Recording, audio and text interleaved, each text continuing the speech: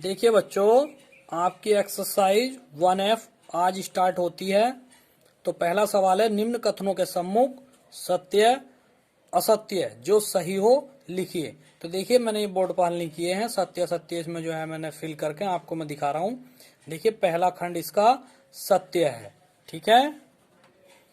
देखिए दूसरा खंड सत्य है, तीसरा असत्य है, चौथा सत्य है, पांचवा सत्य, छठा सत्य पांचवा असत्य है और छठा सत्य, सातवां सत्य और आठवां सत्य। क्वेश्चन नंबर 2 की बात करते हैं। तो ये रिक्त स्थान है, तो पहले में 0 आएगा, क्योंकि किसी भी संख्या में 0 जोड़ते हैं तो उसका मान वही आता है। तो इसलिए -5/12 में 0 जोड़ेंगे तो -5/12 ही आएगा, ठीक है। अब दूसरा सवाल, माइनस का चिन्ह लग रहा है बीच में, किसी संख्या में उतनी ही संख्या घटाते हैं तो उसका मान 0 हो जाता है। जैसे 2 में से 2 गया, 0 बचा, ठीक है। तो यहाँ पे -4/5 में से -4/5 ही घटाएंगे, तो ये माइनस के 4/5 यहाँ रिक्त स्थान की जगह आएगा, तो इसका मान 0 हो जाएगा। आइए दूसरे का तीसरा सवाल भी रिक्त स्थान का है और चौथा भी रिक्त स्थान का है। ये बोर्ड पर हल कराने के सवाल है, इन्हें मैं बोर्ड पर हल कराता हूँ। तो देखिए -1/-2 की घात -1 है और यहाँ रिक्त स्थान है, तो यहाँ क्या आना है। तो देखिए इसको कैसा करते हैं। यदि किसी बटे वाली संख्या को ऊपर लेके जाते हैं, हम इसको बटे से खत्म करके अपरिमेय संख्या लिख देते हैं, इसको ऊपर ले गए तो इसकी जो घात है, ये माइनस की जो घात है ये प्लस की 1 हो गई। किसी भी संख्या में प्लस की 1 घात दिखाई नहीं देती, लेकिन सब संख्याओं के ऊपर 1 घात होती है। तो चाहे इसे लिखो या मत लिखो, तो ये आ गया -2। तो ये रिक्त स्थान में -2 आएगा, ठीक है। इसी प्रकार से सवाल नंबर चौथा देखेंगे। देखिए चौथा सवाल है, -2/3 गुणा 3/4 की घात -1। तो पहले से ब्रैकेट खोल के अंदर हल करते हैं, ठीक है। तो 2 तिया 6, माइनस के 6 और 3 चौक 12, ठीक है। माइनस घात माइनस की 1 चल रही है, काटिए, -6 दूनी 12, ये हो गया, ठीक है। तो फिर ऐसे आ गया माइनस का 1/2 की घात -1। तो देखिए इसे 2 को ऊपर ले जाएंगे, -2, तो इसकी घात फिर प्लस में हो गई, और इसे लिखो या मत लिखो, तो इसका मान आ गया -2। तो देखिए क्वेश्चन नंबर 3 है, प्रत्येक स्थिति में x का मान बताइए। पहला सवाल 2/3 गुणा x बराबर 1। तो देखिए इसको कैसे हल करते हैं।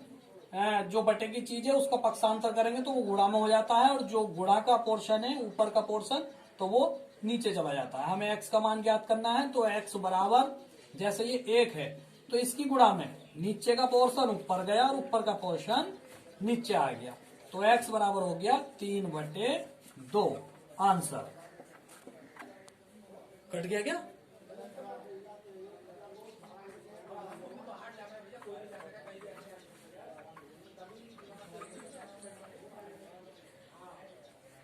तो देखिए -3/4 प्लस x बराबर 0। तो इसमें क्या करेंगे, ये माइनस का 3/4 है, उधर जाकर प्लस का 3/4 हो जाएगा, बस बात खत्म।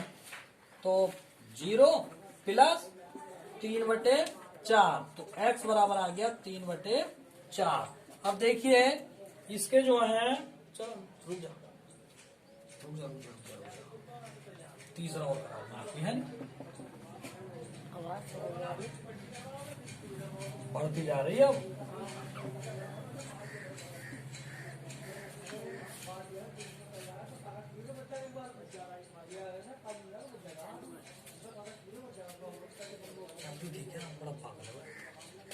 x गुणा -5/4 बराबर 1। तो इसमें क्या करेंगे, x बराबर, देखिए माइनस में कोई परिवर्तन नहीं आएगा क्योंकि ये गुणा में है। अगर प्लस में होता यहाँ पे तो उधर जाके चिन्ह बदल जाता, लेकिन बटे का ऊपर चला जाएगा और ऊपर का नीचे आ जाएगा, और माइनस ऐसे ही इनके साथ चलेगा, ठीक है।